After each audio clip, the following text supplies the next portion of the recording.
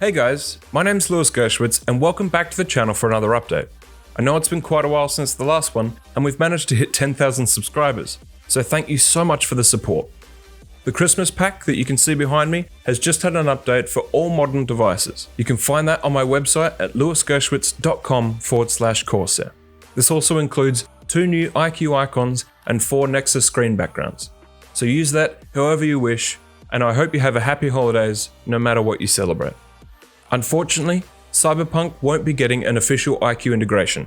However, I will be releasing my own pack of Cyberpunk profiles, so stay tuned for that in the coming weeks.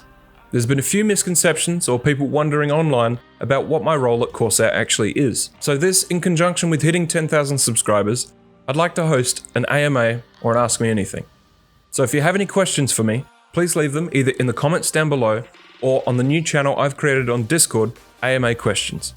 That's all I have for you today, so please subscribe for any future updates, please leave your AMA questions down below, and like the video if you enjoyed it.